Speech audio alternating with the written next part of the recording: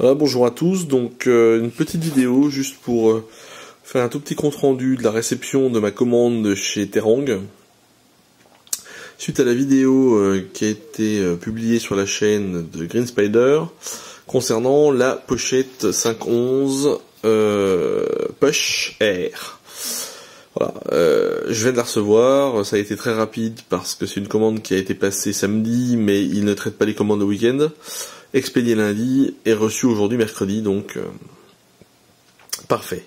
Cette pochette avait vocation éventuellement, hein, si ça convient, à remplacer mon MaxP Nitric Organizer. Donc je vais tester ça sur quelques jours.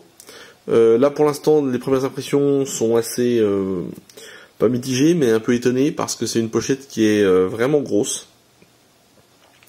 C'est-à-dire que là, la MaxP, on m'a dans sa taille normale, hein, c'est une pochette rectangulaire, et la largeur, bon. Là, la 511, une fois en position de portage, voilà, ça devient quelque chose d'assez imposant. Bon, la couleur rouge, c'était tout l'intérêt de l'offre de promotionnelle, de la toucher à un prix ridiculement bas, hein, de 17 €, je crois, donc c'est vraiment intéressant. Je l'ai rempli avec ce que j'avais dans la MaxP, il me reste encore énormément de place. Hein. Là pour le coup on est dans une cour très différente. Petit problème de mise au point. Ouais, si ça pouvait reprendre la map ce serait vraiment top.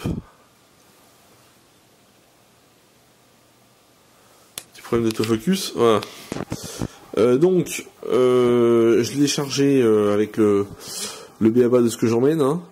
Dans la poche principale. Alors contrairement à ce que disait Léo dans sa vidéo, a priori il y a bien, même sur la poche Air, le petit caoutchouc, on voit pas très bien, c'est un peu sombre, le caoutchouc de protection sur les boucles, espèce de bande élastique de protection, c'est toujours ça de prix, hein. Donc dans la poche principale, avec le rabat donc qui est effectivement un petit peu rigide là, j'ai mis la base, hein, c'est-à-dire un portefeuille, le chéquier, quelques documents, un stylo, quoi d'autre. Voilà, une trousse de bobologie, voilà. Et j'ai encore énormément de place parce qu'en fait la poche principale est quasiment vide. Hein. À titre d'exemple, j'ai fait un essai en glissant l'iPad ici en position verticale, on arrive à refermer le rabat. Donc un iPad tient dans cette pochette. Ce qui est loin d'être le cas de la MaxP, évidemment. Hein. Là devant quelques papiers dans la poche velcro, j'ai glissé ma Phoenix sur les passes en molle, donc ça m'arrange parce que j'ai un accès direct, donc ça c'est du tout bon.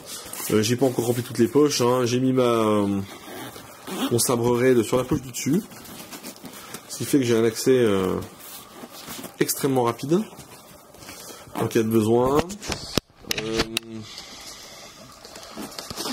Les poches sur le côté qui plaisaient beaucoup à Léo, bon, moi je suis un peu plus mitigé, je trouve qu'elles sont pas extrêmement commodes à ouvrir et à fermer, parce que le filet qui assure la sécurité de ce qu'on emporte, hein, a tendance un petit peu à se coincer dans la fermeture éclair. Donc voilà, c'est pas.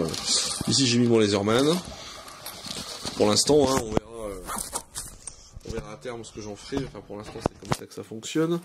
De l'autre côté. J'ai placé quoi? J'ai placé un couteau suisse. Voilà.